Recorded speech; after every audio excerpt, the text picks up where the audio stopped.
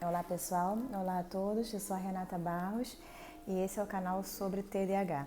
Aqui a gente vai falar sobre TDAH, eu vou passar informações, informações relevantes, também vamos trocar experiências, Eu ficaria muito feliz se vocês fizessem comentários aqui nas mensagens, para a gente poder realmente trocar nesses vídeos. Agora que a gente já conheceu melhor os sintomas primários do TDAH, vamos falar um pouquinho mais sobre eles, tá? Vamos falar sobre a tríade, conhecida como impulsividade, hiperatividade e desatenção, não necessariamente nessa mesma ordem. A desatenção, ela é importantíssima no sentido do diagnóstico, Se você pode ter desatenção e não ter hiperatividade ou não ter impulsividade, mas você não pode ter impulsividade e hiperatividade e não ter desatenção, Nesse caso você não seria TDAH. Uma coisa importante que eu acho que eu não comentei no vídeo anterior é que para que realmente seja um diagnóstico de TDAH, é preciso que esses sintomas te acompanhem durante toda a sua vida, Ou seja, desde a infância, a primeira adolescência, Então, se você, de repente, por exemplo, para vocês entenderem, uma pessoa entrou em contato comigo depois de assistir o anterior vídeo e falou, eu estou um pouco confusa porque eu tenho esses sintomas, mas eles apareceram recentemente, depois que eu comecei a apresentar ansiedade. Então, nesse caso, não apresenta um quadro de TDAH, porque, como eu falei, para ser TDAH tem que ser algo que vem te acompanhando desde pequena. Comigo, por exemplo, eu com 3 anos de idade, minha mãe me fez um teste de audição, porque ela achou que eu era surda. Ela achou que surda não, mas ela achou que eu tinha problemas de audição. E quando eu fiz o teste, a doutora falou que não, que eu escutava muito bem, que tinha audição perfeita e que na realidade eu era desatenta. Então, com 3 anos de idade já passou isso comigo. No prezinho, antes do CA, quando eu entrei na escola, a professora comentou com minha mãe, mesmo comentário. Bom, ela é muito inteligente, mas ela é bem desatenta, Passa uma mosquinha e ela para qualquer atividade que ela esteja fazendo para observar essa mosquinha. Ou 2 coleguinhas na mesa do lado começam a conversar, ela para a tarefa que ela está fazendo para prestar atenção. Ou seja, o cérebro do TDAH, ele é como se fosse um radar, que está pegando todo tipo de movimento. E é interessante que às vezes você nem percebe que você está vendo tanta coisa, Mas o cérebro do TDAH, ele tem a capacidade de pegar mais, de ter mais estímulos, De qualquer coisa chama a atenção dele, porque ele está aqui, ele está ali, ele está o tempo todo, ele funciona muito rápido, É uma hiperatividade mental, Então, acaba que a gente se distrai muito facilmente,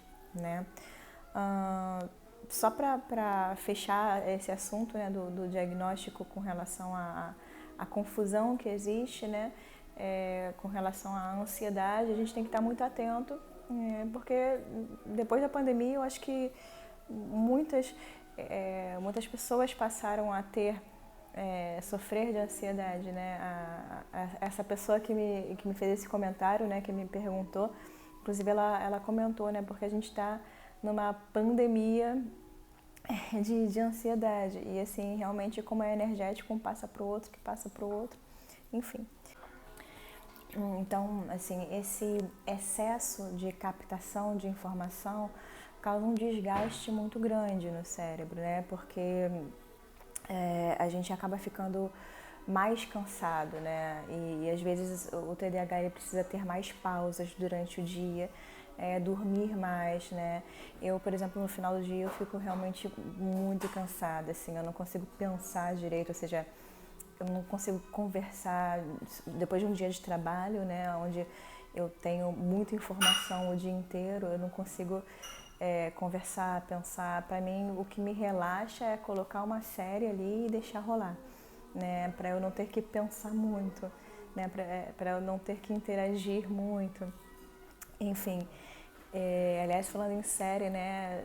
Vocês não têm ideia da quantidade de vezes que eu tenho que, por exemplo, voltar, né? Tipo, falou uma coisa, aí eu volto, ai, droga, não prestei atenção. Aí eu volto. Às vezes acontece 1000 vezes, né? Eu voltar 1000 vezes e não prestar atenção na frase 1000 vezes.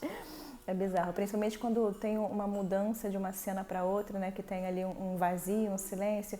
É o que é o que precisa para o meu cérebro voar. E aí já quando começa a próxima fala, né? A próxima interação, eu já não estou mais prestando atenção. Eu tenho que voltar, é terrível. Mas, bom, pessoal, o cérebro TDAH não é só, não é, ou seja, não temos só problemas, né, com ser TDAH, mas também temos vantagens em ser TDAH, né?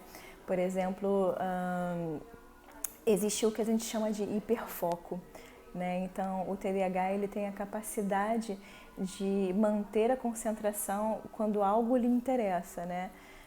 Então, por exemplo, a criança está ali, não entendo, ela é tão distraída, ela é sonsa, porque ela é tão distraída, mas ali jogando, ela fica ali horas e horas. Então, assim, existe uma facilidade de você ter um hiperfoco, principalmente se você tem muitos estímulos visuais, né, como um videogame, por exemplo, isso falando para uma criança, né?